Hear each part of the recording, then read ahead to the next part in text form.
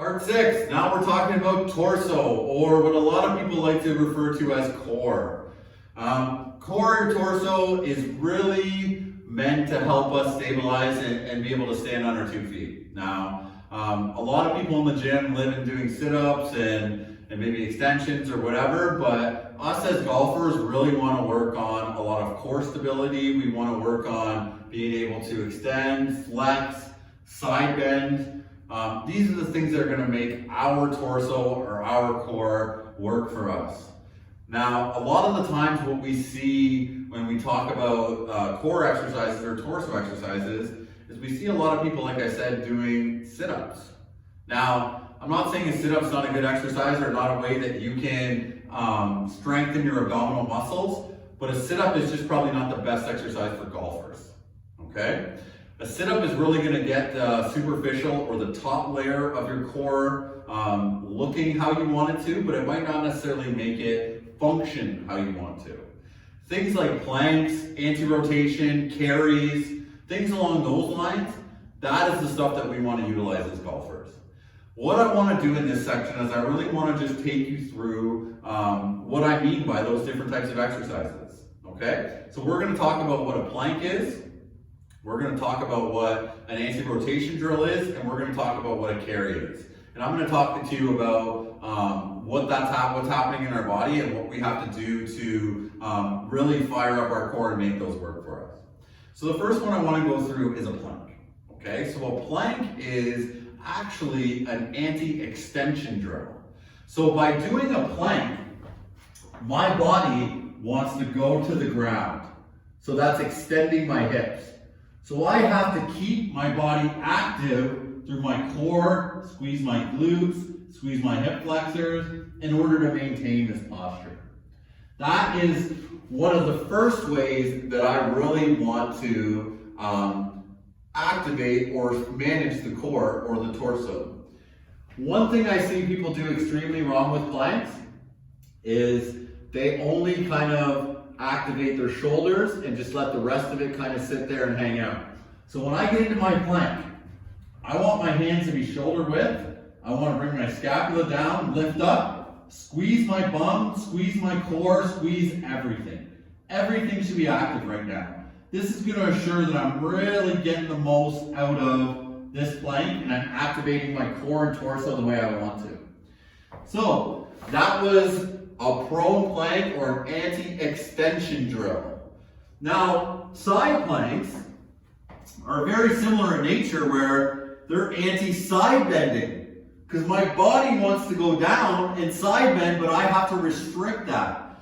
So really maintain the obliques, really fire it up, but just like the prone plank, I want to be active everywhere. So it really forces our body to maintain that rigid posture and avoid side bending, okay? So that is really what a plank is doing for us. As golfers, planks should be done either in our warm-ups, our cool-down, could be an active rest exercise, you might have it in your mobility days. Anywhere in there, you should definitely have some torso work or core stability work in there. Now, anti-rotation, the coach that I used to work with always said to me that before you can rotate, you have to be able to resist rotation. And that always stuck with me. And I really believe it. So what anti-rotation means is I want to resist rotating. So if I hold this band out, this band wants me to go that way. I have to resist that and maintain in the center, and that is anti-rotation. That is forcing all the deeper muscles in my body to activate, and that is another core exercise or core exercise that us as golfers want to utilize. Us as any exerciser, us as anybody should be able to resist rotation, resist extension, resist flexion, resist side bending. So very, very important drill, okay? There's lots of different ways you can do it. One of the biggest mistakes that I see with this is I see a lot of people shrugging. Again, goes back to that poor posture, not being able to do it, taking too much resistance, and they're like pushing out here, so they're not utilizing the muscles that we want, as well as going too wide so it doesn't even seem hard. To make this harder, I go narrower or even on one foot. So that's really anti-rotation. Now, all of these exercises are stressing torso core, and the muscles they're really stressing are our rectus abdominis, our internal external obliques. We're stressing our back extensors, everything in this region with all of these exercises. But specifically, we're really working on stabilizing those muscles, not flexing, extending, rotating. So you get where I'm going with this is meant to stabilize. This and this is really what's rotating in terms of golf. Okay? One of the last exercises I want to talk about, or one of the last kind of core movements, is side bending again, but this is a carry. So a carry drill is going to be where I pick up a weight and I try to hold it while actually walking or moving. Okay? And this is a very undervalued torso core exercise that we should all be utilizing. How functional is this? Who doesn't have to bring in groceries into your house? Everyone. A carry exercise wants you to do this, but you restrict and stand tall. If you don't hold enough weight, it might feel like you're not doing a lot, so you want to actually do this with a pretty heavy weight, or heavy towards you relative to you. Okay? So with this, I'm trying to restrict side bending. The also secondary effect of this is it really works grip strength, which is obviously a great thing for golf as well. So I want to walk with this and really maintain that tall posture, taking purposeful steps. Another thing I see people do wrong with this is they walk so slow so it's easy. I want to take purposeful steps every time I'm moving and really make my body fight and resist that side bending. Now, this is what the core musculature, the torso musculature should, or how that it should be kind of worked on, or how we should try to tackle it when we come into the gym, but it's not the only way. Those are three of the ways that I definitely utilize with all of my golfers, and those are three of the ways that I really try to stress those areas when I train anybody. So use the exercises that I'm going to show you after this and start to put them into your routines. The best part about torso exercises or core exercises, you can basically do them daily. We're not adding a lot of weight, we're not adding a lot of resistance, so your body can recover from that fairly quickly. Maybe not after the first time you do it, but if you do this regularly, it'll become something that you can kind of have as a staple in your workout. And I would definitely try to incorporate them in either your cool down, your prep, or maybe as like a finisher at the end of the workout. So that's really what I wanted to talk to you all about in terms of torso and core. So now we're going to move on and I'm going to show you a handful of drills that I really utilize with my athletes in the gym. Enjoy. For a prone plank, you want to start with your hands about shoulder width apart. You want to lay on the ground. You want to bring your elbows nice and close to your body. Your hands are probably, your fingertips should be around your eye level. Your feet are going to be together, your knees are together. You're going to activate everything and pull yourself up off the ground. Now this is a great core stability drill. So I have my glutes active, I have my shoulder blades back and down active, I have my torso active, and I'm just trying to stay as solid as I can in this position.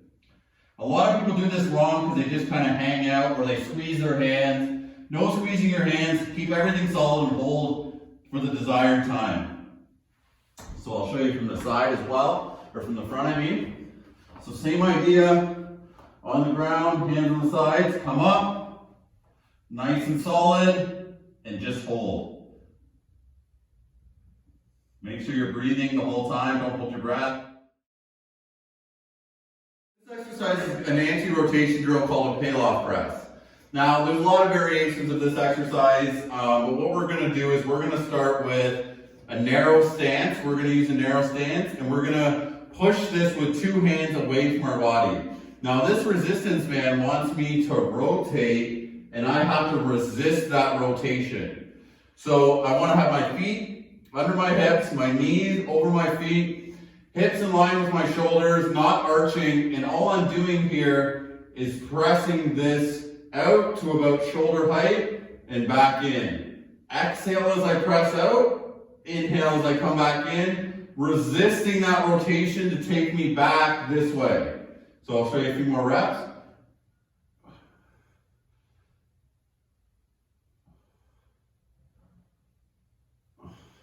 And then so you can see what it looks like from the front.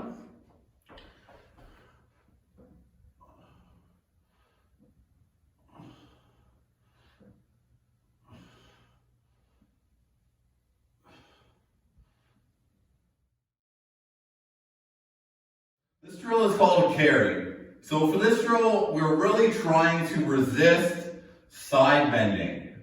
So this is really working on our obliques, all of our deeper muscles in our torso. So we're going to start in a standing position, and we want to maintain this posture as we walk. If we can't maintain this posture, that means this is too heavy. You want this to be heavy when you perform this exercise, so it really does affect that side bending. But if it's too heavy and you have to slouch, you can't maintain your posture, it's too much and you got to lower the weight. Now, when I walk and I hold this, I want to take purposeful steps, and I want to really challenge that side to side or that side bending motion as I walk. Obviously, this is a small area. You probably want to do this with 3 times this length. If you're actually performing this exercise, if you're doing it at the gym, try to use about 20 yards. But nice and tall, doing your walks, maintaining that posture. I'll show you what it would look like from the front as well. So nice and tall, purposeful walks, maintaining that posture.